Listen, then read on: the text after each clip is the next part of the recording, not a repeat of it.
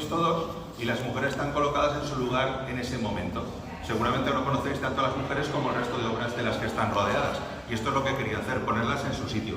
Por eso tenéis ahí al hombre de Vitruvio de Da Vinci, seguramente el dibujo más famoso del mundo. El Renacimiento, reglas, normas, perspectiva, todo lo que mandaba durante 400 años, que es todo ese lateral, hasta Goya. No hubo cambios prácticamente, los pintores buscaban lo mismo. Luego he puesto un autorretrato de Durero, ya perdonaréis, es que la Gioconda la tengo trabajando y no la he podido colocar, ¿vale? Pero he puesto un autorretrato de Durero.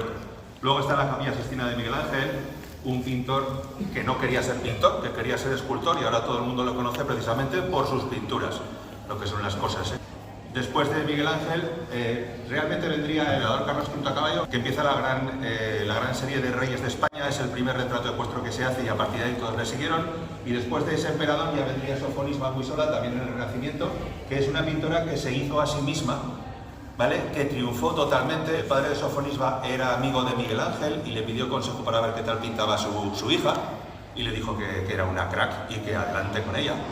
Era tan buena que Felipe II, el hijo de Carlos V, por eso está desordenado en el cuadro, ¿vale? Felipe II la contrató para que fuera a su nombre, a la corte para educar a la que iba a ser su futura esposa, y era la pupila del rey. Ella montó el primer estudio de pintura con empleados, con aprendices, y se mantuvo ella, mantuvo a su familia y a las familias de sus dos maridos, que tuvo dos, ¿vale? Y acabó pintando a los 92 años hasta que se hizo mayor.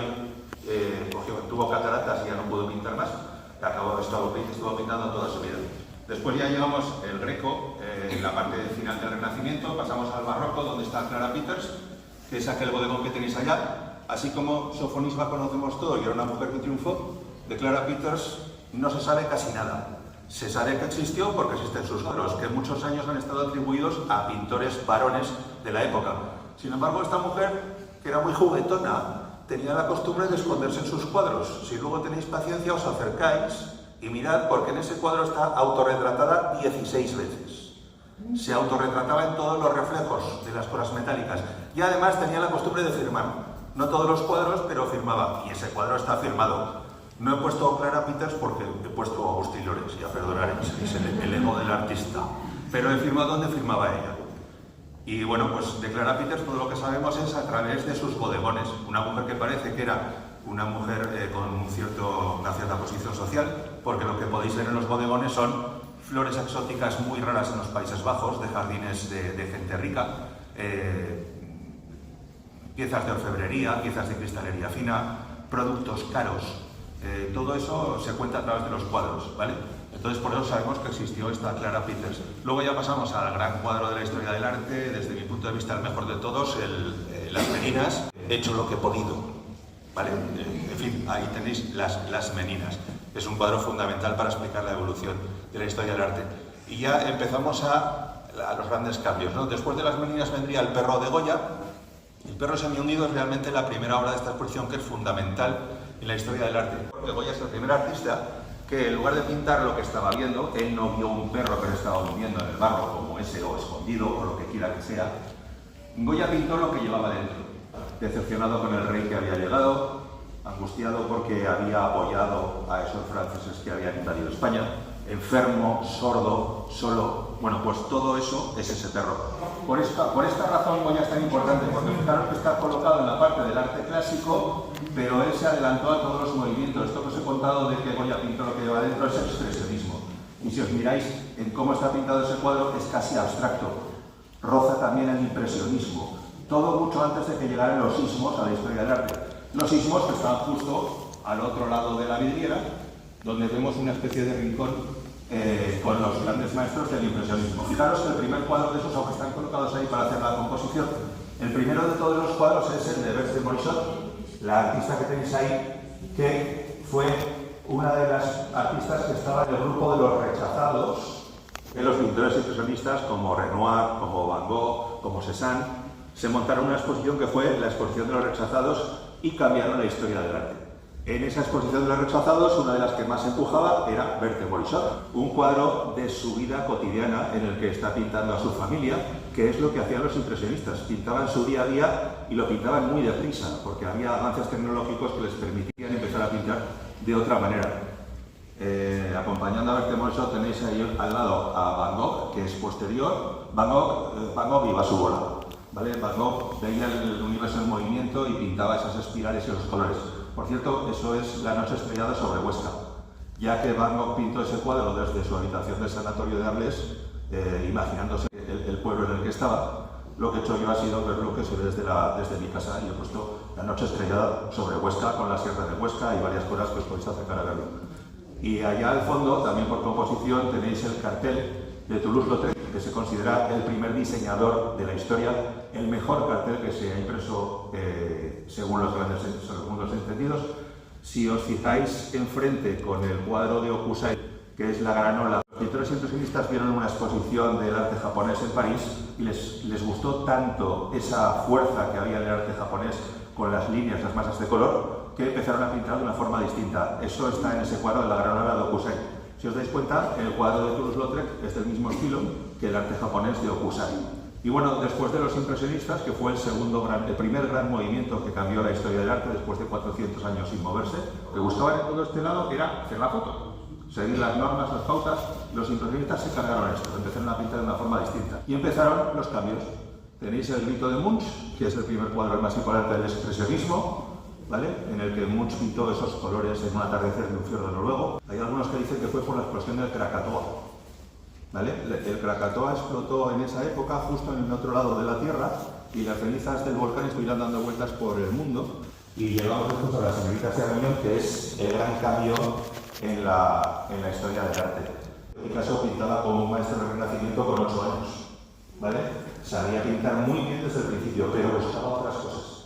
Buscaba la verdad y buscaba la libertad del arte y la autenticidad de las pinturas de los niños. Eso está en ese cuadro del cubismo.